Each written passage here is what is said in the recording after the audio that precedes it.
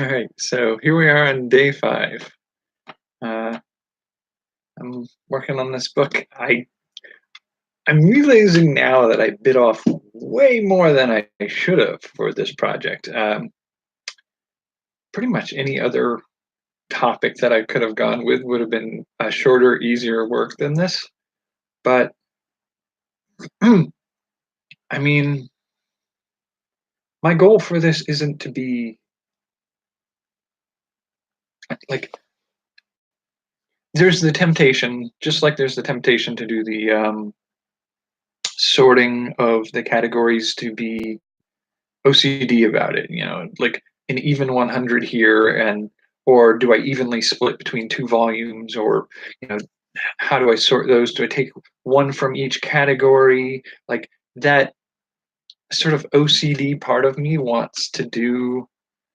like wants to just give the absolute push to get this done as fast as possible, which really isn't the point of this video. This series is supposed to be about how I'm taking an idea from idea to published work. Now, yes, if I did a small 150-page nonfiction information gathering book, I could probably do that in 3 to 7 days from idea to published. Doing a fiction book, 2 to 3 weeks probably, because I have to invent the ideas as I go. I have written a book, and I've written 70,000 words in 3 days once before. So I could, reasonably do a fast fiction book. It's always not great, and with that you have to reread it, fix any errors in the storyline, find an editor to check your spelling and grammar, and another editor to find any of the errors in continuity within the story. I mean, if you walk into a room with 4 people, and then the next scene is your main character with his 5 friends, you're when you're writing at a pace of 50,000 words in 3 to 5 days, that's something that's going to slide through as you just barrel through the writing and don't do any editing. And you're not always going to catch it on the second read through. It's always helpful to have a second set of eyes to catch those things that you glaze over or pass over quickly without catching. Nonfiction is a little bit easier to do faster, especially when it's just aggregating information into a usable resource. I know there's some people out there that I would consider this kind of cheating, but there are some people out there who will they'll compile a list of topics, do an opener and a closer for each of the topics, and then have other people write anecdotes about their experience with those things. So really what you're doing is you're outsourcing about 2/3 of your book at that point. And for me, that feels like that's not the same as writing a book. That's editing a sort of anthology, a nonfiction anthology. You could do the same thing with fiction. Like you could do a fiction anthology where you have, 5 of your friends get together and you each write a short story for a collection about um, elves and dwarves in space or something like that. And each one of you writes a story, and you edit them together into a finished book. I mean, I read a lot of anthologies, and there's I tend to think of like Robert Asprin, I guess, is one of the guys who compiled a collection. George R. R. Martin did Wild Cards, which is one of my favorite series of books that has anthology stories. The Thieves' World series, which was a fantasy, like a dark fantasy a series that took place in a rundown city with sort of Romanesque tones to some of it. And they were all under the banner of an editor, and each story within them is written by a different writer. And I very much enjoy them, and I respect everybody who's written one of those stories. They are usually really good stories that, not all of them, but a lot of them are really, I appreciate the story for what they are and the author who created them. But it's collecting the works of others. And, technically, I'm not whole cloth creating this theory of morals, biases, and fallacies all for myself. I am collecting the information that others have done before me. But um, I'm I'm creating the entries myself.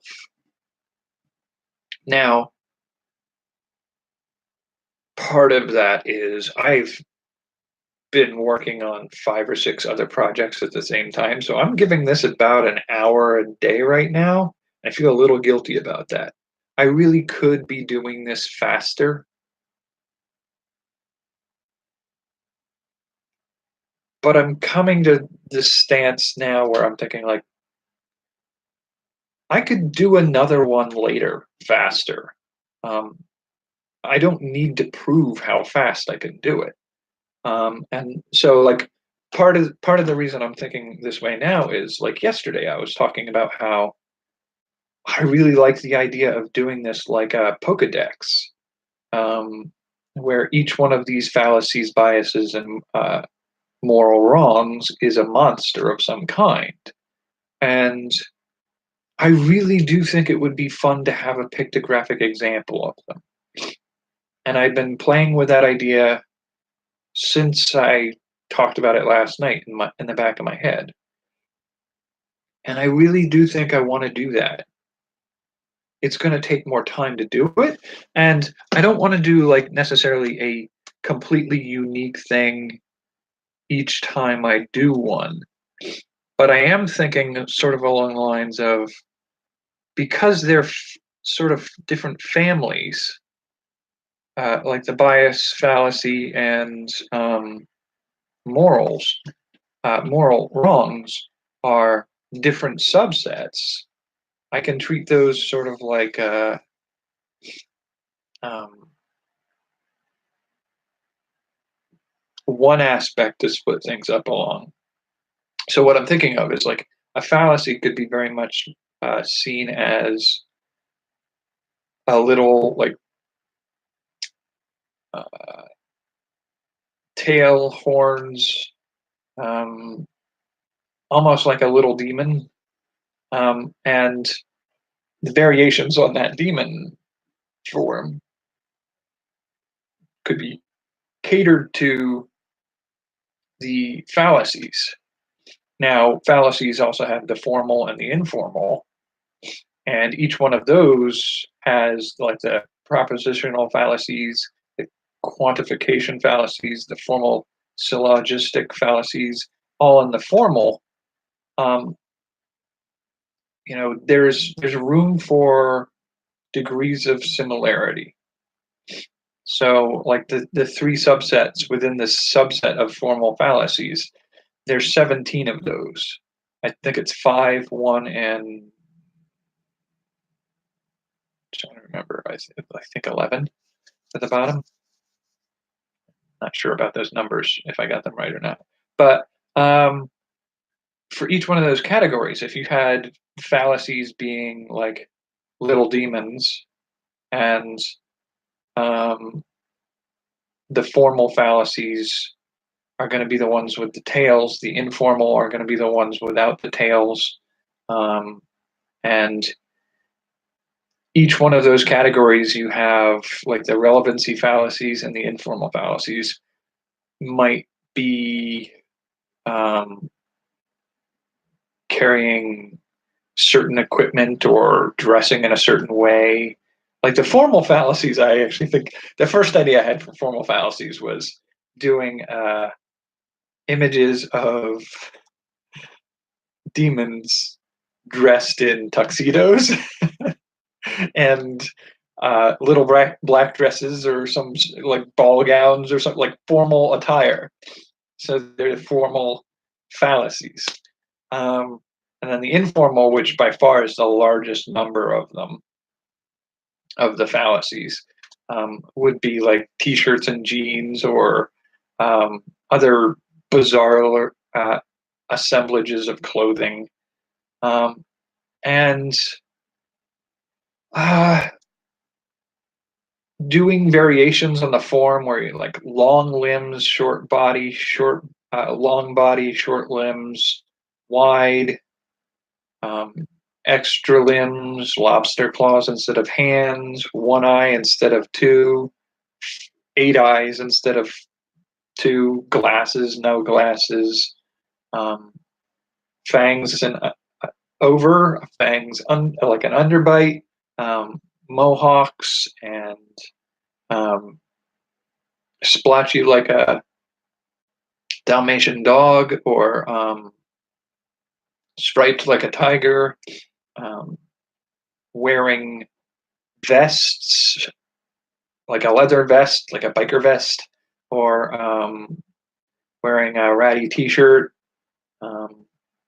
wearing Lolita fashion. Like there are a bunch of weird ways to do this, and if you can get the design to at least partly play on the name of the fallacy you're doing, there's room for variability. And then there are like things they hold, pitchforks versus balloons versus other, like a balloon with a needle where you're ready to pop it and just. But there are ways that I could do that, and that's for fallacies. And then like the biases might be something a little more like a abstract gremlin creature, or I mean, gremlin seems to be the way, like sort of like the minions, but a little less Twinkie shaped and a little more distinctly gremlin-y. I don't know. Anyway, and then the moral. I mean, my question is like, I'm still trying to decide which way I want to go with that. Like, moral wrongs seem to me like that would be the better choice to do demons with. Biases are maybe the better option for the gremlin. And I don't know. And then the fallacies being weird little other creatures. I'm not sure which way I'm going to go with that yet. But I feel like I can write and edit the individual entries for these things now. How am I on the screen here? Am I bobbing out of screen? Probably. I can write and edit the entries for each of them now, and sort my groupings. I do think. I think I'll just spend some time editing past. Well, not editing, but creating past 100 for each of the two big categories, the bias and the fallacies, despite the fact that I might actually cut them back to, what was it, 90 and 72 roughly a piece, so that like it's evenly split with the next volume, and rounding up on the first volume and rounding down on the second volume. I think that's sort of, that may be the way I end up going. I'm only a little hesitant about doing it that way because there may be more things to add to the next volume, and I don't want to make the next volume bigger than the first one. Because it's like, oh, well, you didn't put what you could into the first one, and so it's smaller. And I don't want to really do that way. I think as long as I get at least 100 for each to work from, I'm not going to aim for half in the first book and half in the second book. Um, I'm going to aim for 100, and if there's a cutting off point that makes sense before I hit the 100, I'm going to do that. I'm also trying to outline and start out my essays for the first chapter, which is the individual discussion of what is a wrong, why we shouldn't be afraid of them, those types of things. I need to write those out as essays. And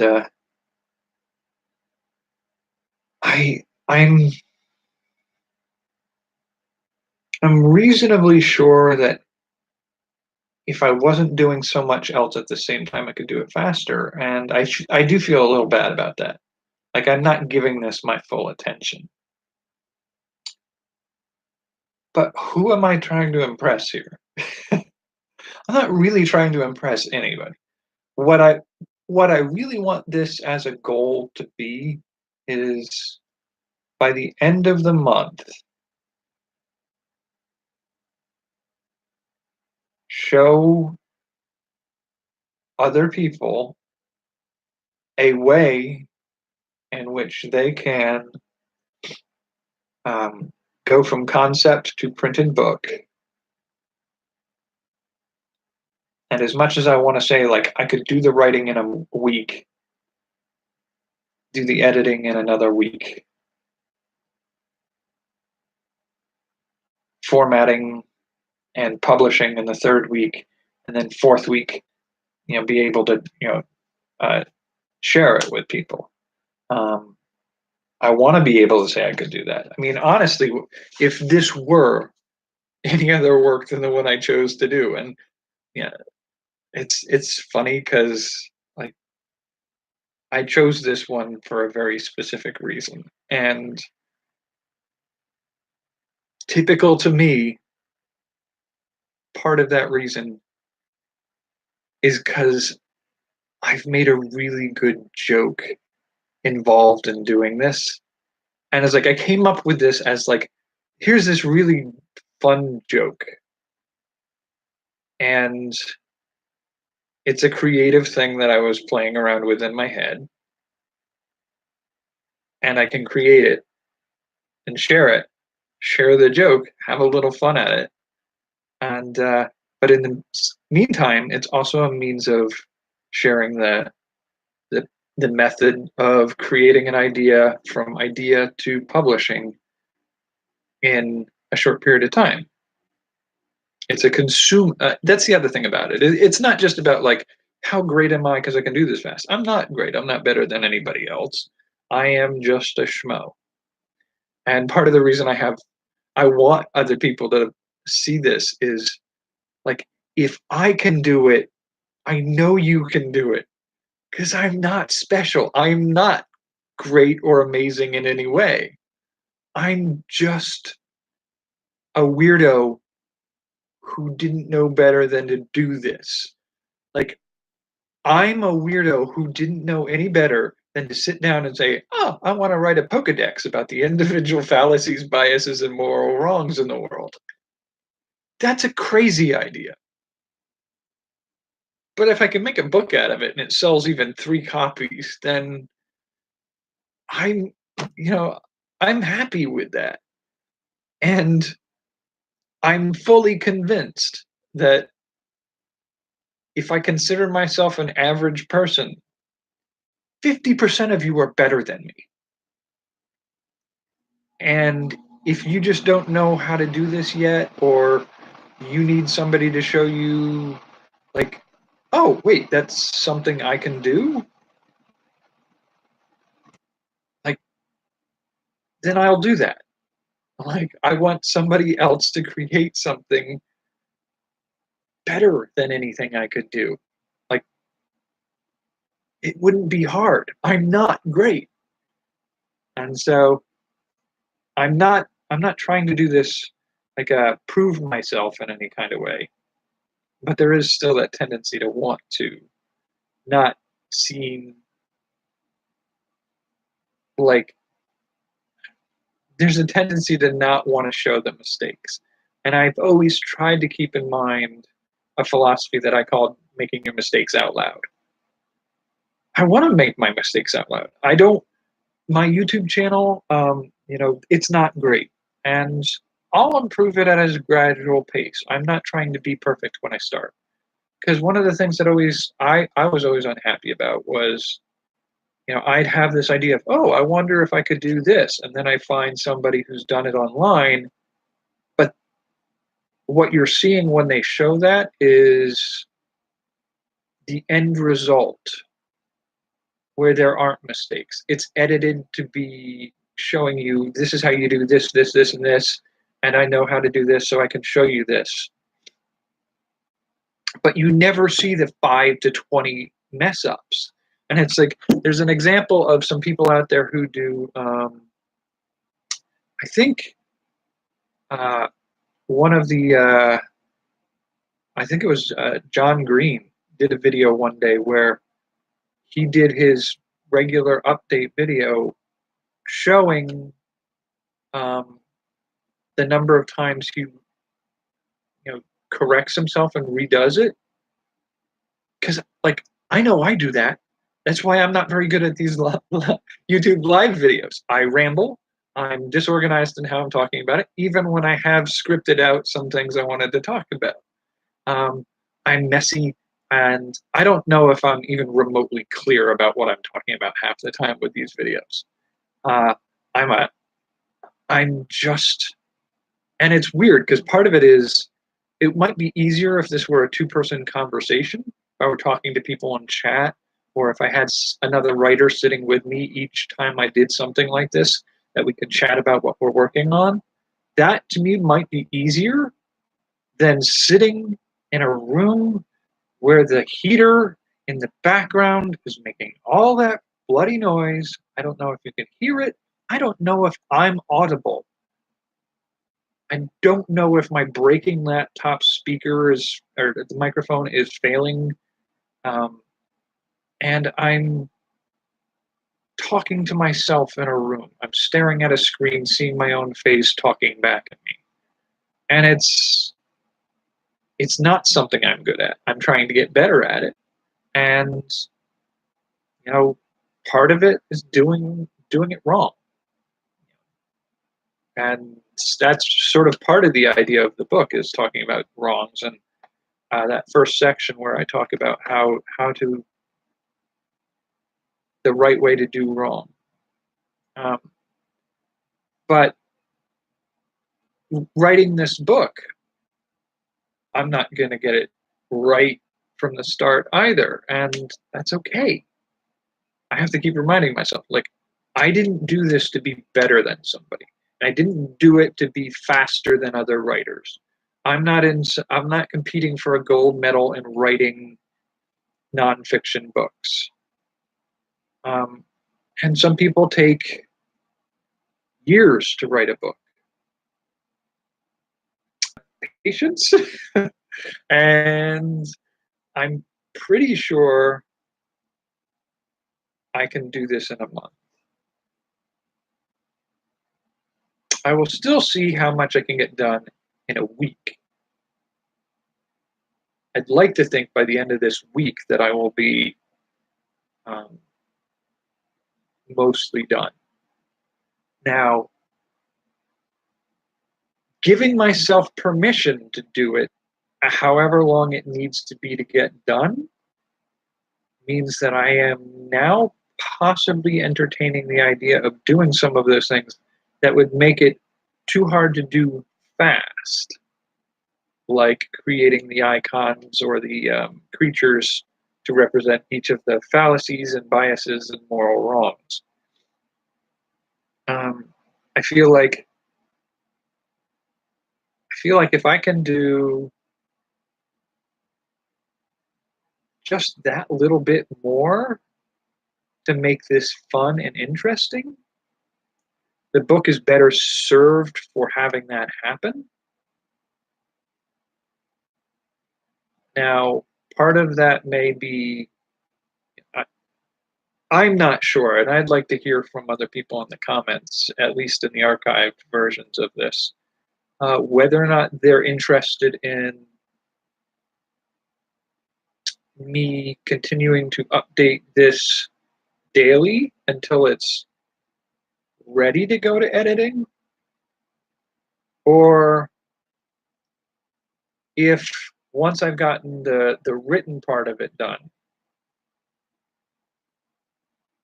I can start another project. Because my goal here is the next thing on my list to do is an animation video. I think I think that's what I'm doing.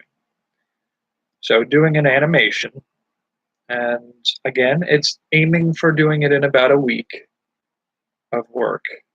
Um, if I do that, I may not update my book content except for like a closing update. But I could also do, I don't know, like this format right now. What I'm doing, where each day is saying like write a book in how many days, day number 5. If I did most of the writing by the end of the week, and then started a series on doing an animation, it would feel wrong to do like an animation in how many days, day 1, plus update on book. It feels like I'm splitting the interest too much.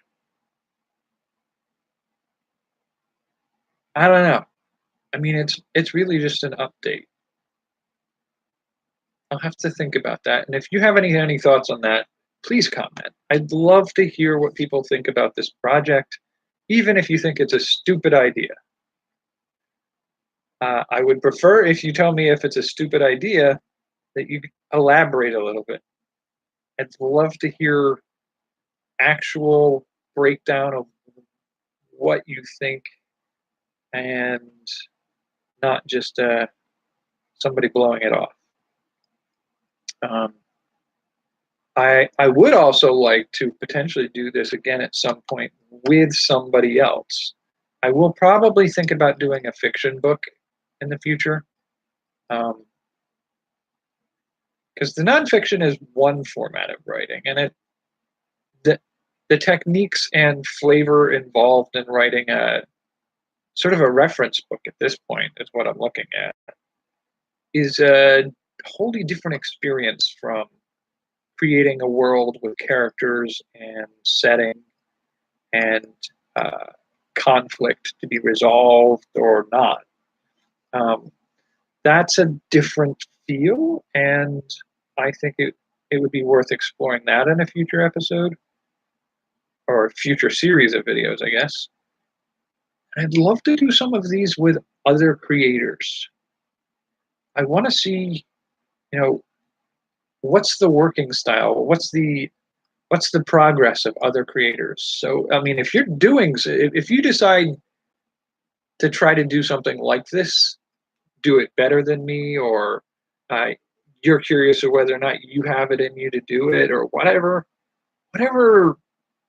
interests you to do, I'd love it if you were doing something similar, like an update like this, and you could let me know. I want to check it out. I want to see what other people are doing and creating. That's why I'm doing this. I'm not doing this to impress you with me, because I'm not impressive. I'm doing this because I want other people to create new and interesting things and share them with me so that I can share them with other people, and we can encourage each other to try new things, explore and create new things. I want to I want to build a community of people who work on being creators. and share ideas like trading cards. You're working on a fantasy. Well, I had an idea for a fantasy a while ago, and this is some idea I just haven't figured out how to use yet. Oh, can I use that? Oh, absolutely. I would love to have that kind of conversation with other creators. And as bad as the fact that I'm not short on ideas, I am happy to make a entire, you know, lost and found bin full of ideas for other people to use. It's really why I do the show that I do on my channel for books, games, movies, products or services, taste tests, art, music. I I want to experience new things that I haven't experienced before, explore them, understand them in new ways, and then I want to share what I've found with other people and share ideas that are inspired by those things for other people to use and create new things from. And I sort of wandered off the course on this one, haven't I? Yeah. See, this is why I'm not very good at YouTube Live. But I think that's in a roundabout way, I'm trying to bring it back here. Um, I'm going to aim for getting my um, writing portion of this done by the end of the week, and I will see about sending it off to a beta reader that I might have lined up, and possibly somebody who will edit for me. Um, but while that's happening, I will probably continue to see if I can create images for the entries for each one, and like a cartoony creature of some kind for each one. And hopefully they give more flavor and enjoyment. Like this could be a really, really dry and academic reference book. I don't want it to be that. I want it to be fun. I want it to be sort of like there was somebody a few years ago, I think, that did a series of drawings where they drew different types of mental illness, depression, anxiety, um, those types of things as little monsters. And in a way, it gives the exploration of that topic less burden to explore and look into. Um, and I feel like that's sort of one of the potentials this book has. If I want to do a book on biases, fallacies, and moral wrongs, you could be very heavy. You could just be like pedantic. You could also just be like, these are all the ways that humans are wrong. And that's not something that gets people to look at these things, explore them, and understand them better. It's sort of like gamifying the process of better understanding beliefs, and uh, facts and ethics, and make it something that isn't a heavy moment. You don't go like, "Oh, I should really check to see if this is a fallacy that I'm using in my dissertation," or like, I want you to be able to say like, oh, I want to see if any of these biases match what I'm doing. I wonder if there are any of these little gremlins in my work. It's There's a playfulness to it, an accessibility where it's not a reprimand or like a system of rules. This is an active thing to participate in, to explore and discover these creatures within our thought processes. And that gets to be more fun and easier to access and benefit from that information if you do it in a way that's a little more playful. And maybe I'm overthinking it. I mean, I am just making monster entries based off of logical fallacies at that point. I'm not making some great world changing work, but I I feel like the flavor and the style that I want to go for is one that isn't taking itself so seriously as to be just a drag to explore. And if I'm going to do that, I want to do it in a way that's, you know, true to my playfulness, but also valuable to other people by not being intimidating or stressful or um, I don't want this to be a thing that you can beat yourself up with. I don't want you to go through a list of things and go like, "Oh, I'm so horrible that I'm doing this." I want it to be like I want to be and maybe it's better for me to say it this way. When I finally have a copy of this book in my hand, I want it to be like a scavenger hunt where I can say, "Okay, here's my argument. Can I find any gremlins in it?" And like I want to find them. I not only because it makes my arguments better when I find a way to get around them or get rid of them, but the act of tracking down a gremlin in your thought stream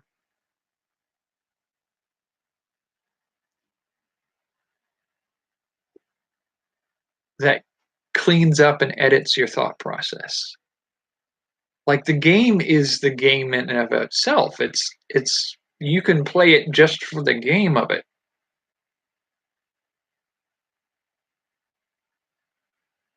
But in playing the game, you improve your understanding and you improve your future versions of things that you create.